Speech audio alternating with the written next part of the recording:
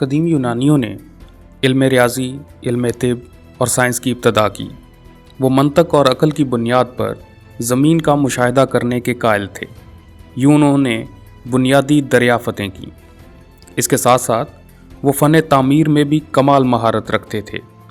यूनानियों ने अपने देवताओं के नाम से मंसूब कई खूबसूरत माबद तामीर किए।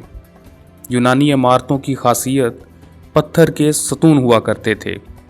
इन्हीं इमारतों में से एक पार्थेनन है।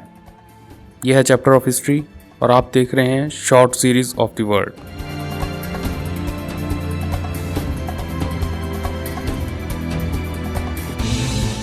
ये एथेंस की देवी एथना, जिसे शहर की मुहाफिज माना जाता था, की ताज़ीम में सन 438 कबल मसीह में बनाई गई और इसकी आराइश 432 कबल मसीह तक जारी रही।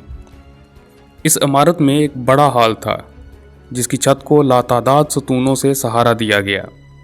इस बड़े हॉल के दरमियान एथना का सोने और हाथी के दांत से आरास्ता मुजस्मा रखा गया।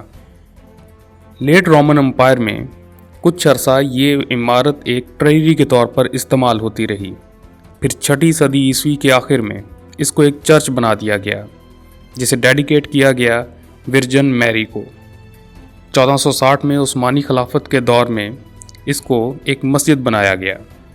सन 1682 में वेनिटियन की तरफ से की गई एक मुहिम जिसकी सरपरस्ती कर रहे थे फ्रांसिस्को, इस इमारत को काफ़ी नुकसान पहुंचा।